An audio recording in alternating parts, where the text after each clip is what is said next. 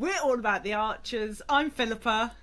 And I'm Katie. And we are here to talk to you all about what's happened so far this week. We will be covering the episodes on Sunday the 2nd of June, Monday the 3rd of June, and tonight, Tuesday the 4th of June.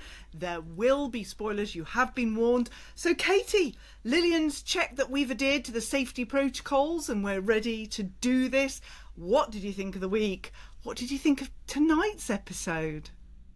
Joy's back! Yes! I'm very happy. It just felt so nice just to hear her voice again. I don't know why, but just suddenly I was just kind of, Joy's back and she's not angry. It was just really nice to hear her again. But that woman's got a secret and we still don't know what it is. I know, I was shouting at the radio at the end when she said she's going to keep it a secret, and Mick was like, if you don't want to tell us, you don't have to. Yeah. It's like, yes, you do. We need to know everything. Yes.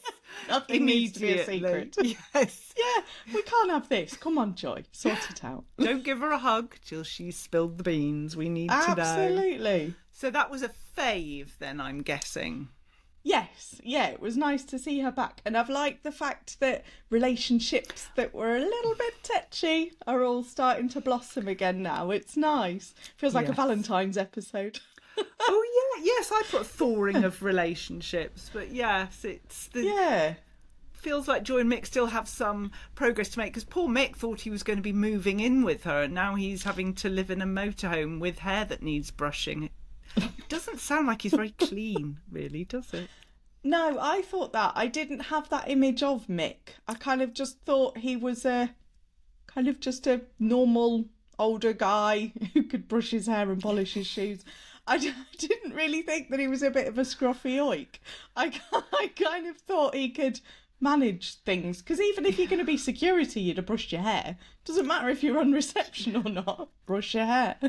And who has a pair of glasses that retail at £2,500? I love how Joy had been straight on to QVC to see what the retail price would be. Exactly, but also I wouldn't ever think that I would describe £2,500 sunglasses as pretty. I think that was the wrong description of that price sunglasses. I did have a quick Google to see if I could find what 2,500 sunglasses look like, but they weren't very exciting. Oh, designer ones, I'm presuming. Yeah. Right maybe name just on it. Ray-Ban, but yeah, not very exciting. Wow, it's a lot of money. Okay, any other faves? Tell me what your faves are. I liked the fact in Sunday's episode when Linda said that she knows when to hold back and then Robert just scoffed. I thought that was brilliant.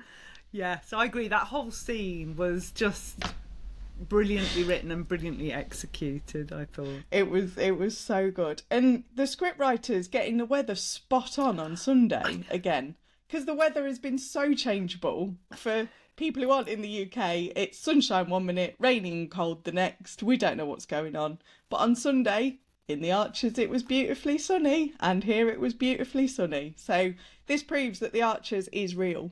And it's just, they just dip into this little village life, and it's happening in real life right now. It did get me thinking, because I do expect the fact that, you know, the scripts are written possibly months in advance and it's recorded weeks in advance.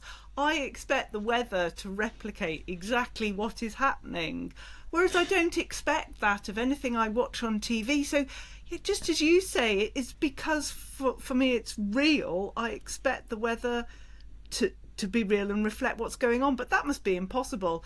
I always think they record two different versions, one waterlogged and one very sunny, and then, you know, right on the day they decide which one, but they've assured us they don't do that. So yeah, like you, thumbs up to the team for getting that right. Who do they know who tells them this information? It's the all power of the Archers, you see. They can now control the weather. That's how powerful they are. Definitely.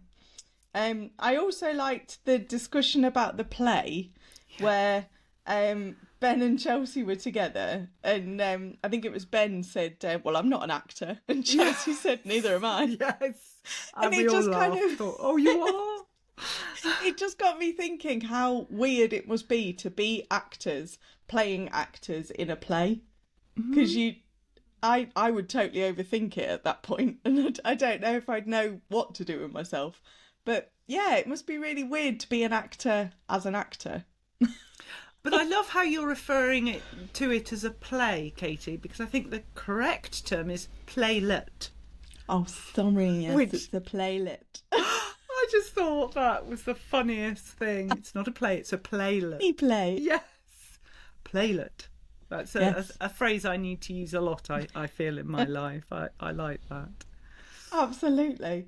And then it started as a flop, but then moved into a fave.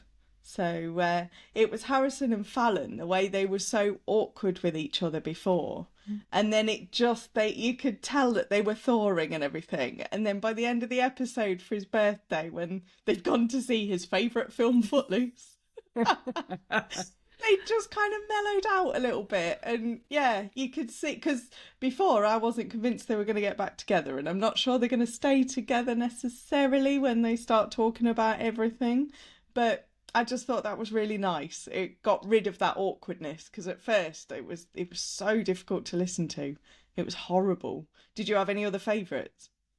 Well, yes, I just following on from what you said, I liked it, but it was when Harrison used the phrase pie lie and then did this forced laughter that Fallon joined in. I was like, well, it's mildly funny, but it's not worth a loud chortle, I didn't think. So that was just a bit uncomfortable. But yeah, some of the phrases Harrison used with Fallon, shut up, will ya? I thought, yeah, that's nice. And I think Larkin's going to be my man. I thought, that's nice. But speaking of Larkin, we have a bit of inside knowledge here. So Sarah Heher, who wrote last week's scripts, she mentioned that she received the Hedgehog poem from James Cartwright, who plays Harrison. He sent it to Sarah after they'd been talking about another of Philip Larkin's poems called Wild Oats. And she said when she was writing the scenes for last week, suddenly in her head, she could see Harrison reading the poem, and she says, and then the characters just went with it like they do since they're real, and we just write down what they're saying in our heads. And I thought, that's lovely. I did check with Sarah that she was okay me telling you that, but yeah, she was fine with it. And it just shows how much they care about the Archers, just like we do, and how real it is for them. But so Larkin really is Harrison, and James, who plays Harrison's man. So I like that. I love that. That's so cute. Food. Could we just dwell on food? Quite a short list, I believe. Yes. Shall I say? Do you want to say them for a change? No, because I'll have missed everything as always. Well, but you go ahead and I'll jump in if I have got anything. As I say, it's a short one. Meat. Steak out. There was steak in it, so I included that one. Croissant. We've heard a lot about those. Woolton pie. Pie lie. Cake and popcorn.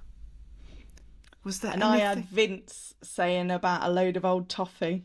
Thought you'd missed that one. Oh, when did he say that? When he was talking about what Jason had said? When he said about Jason, if Jason had would spill the beans, then he'd be able. Oh, there we go. Would be able to then keep his job, and I think it was all that bit. And yeah, he said it was a load of old toffee. Yay, I got one. Well done. Foiled again. Okay, so one of my flops is Jason, because I don't know about you, but he completely convinced me in the meeting with Freddie and Vince. I thought he's innocent. He sounds so innocent. I am easily duped, but I really thought, no, they've got the wrong man. It was somebody else. It was Annie from IT, it wasn't Jason. And then suddenly it seemed it was. What, did he take you in as well?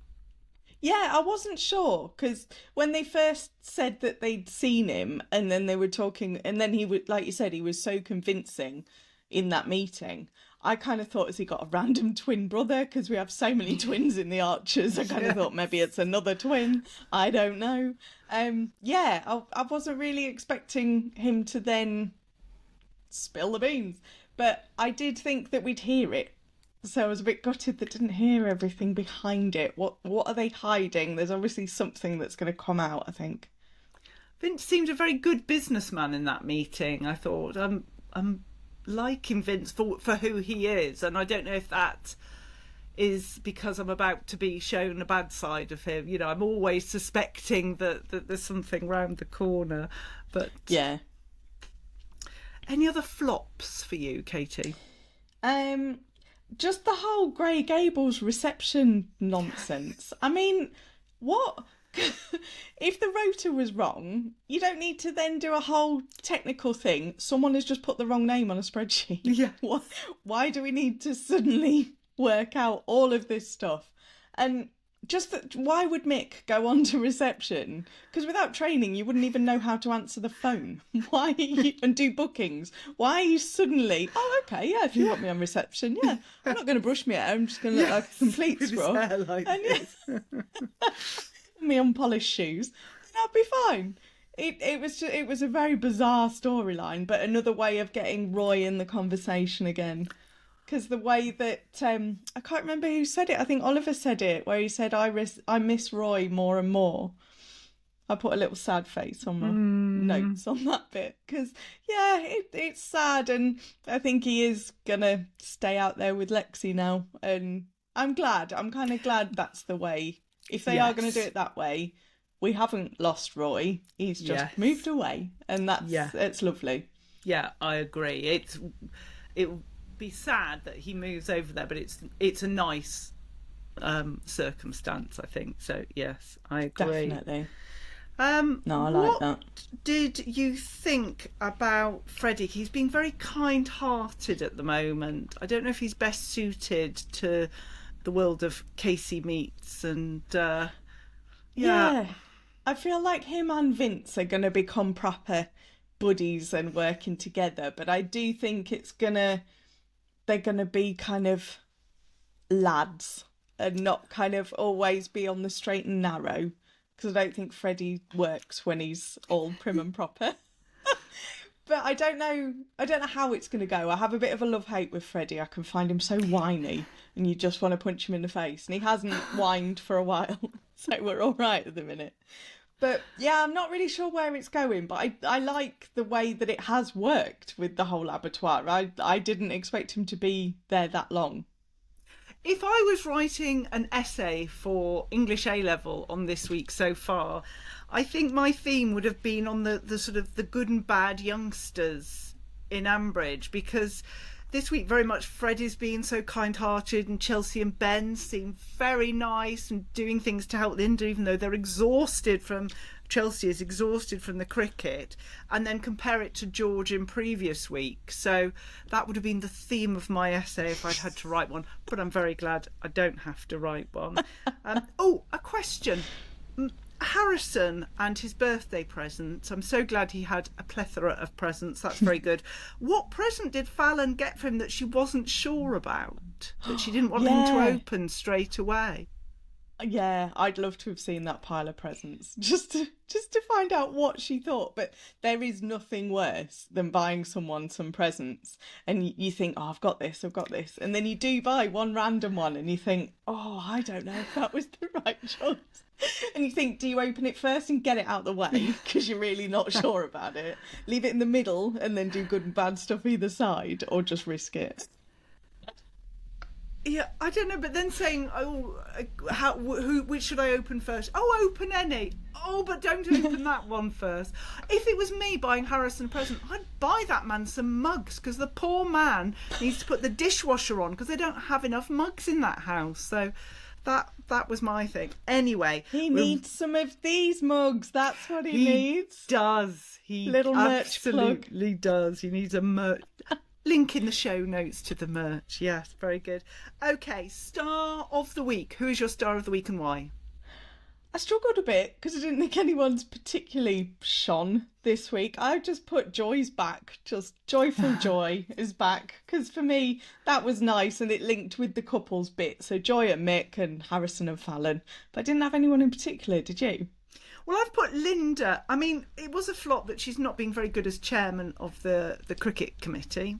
But as time goes by, I realise even more how much of Linda is me and how much of me is Linda, worryingly, I'm afraid. Very. And the fact that she's writing this piece, I've just finished writing a script for the local Amdram, so yeah, it's just worrying. And so I give her the star for her dedication to her playlet. Right, playlet dedication. Yes, it's got to be. What are your predictions? So I'm wondering if there's going to be a Lindy playlet special, sorry. Yeah.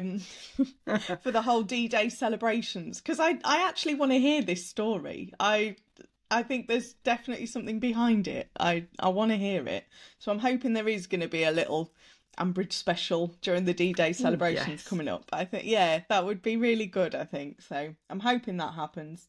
And I think on the back of that, I can see Ben and Chelsea getting back together. I think there's something going on. Ben definitely fancies Chelsea. There's something in there. He's following her around like a little puppy dog. It's very cute.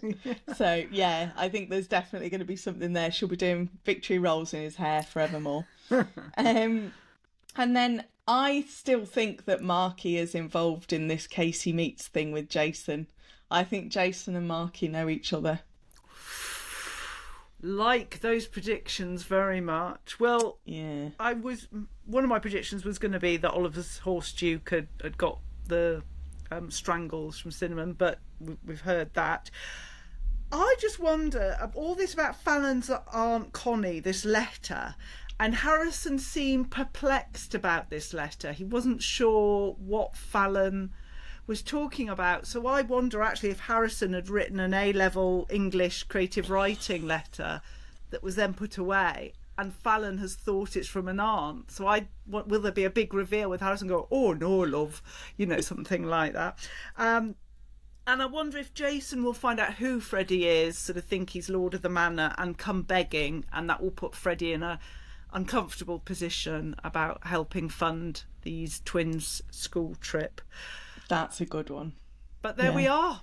That's us for this week. I will be with Lauren next week, and then after that we're taking a 2-week summer break, and then we'll be back with a brilliant cast interview and the 4 of us together for that week, all sorts of things.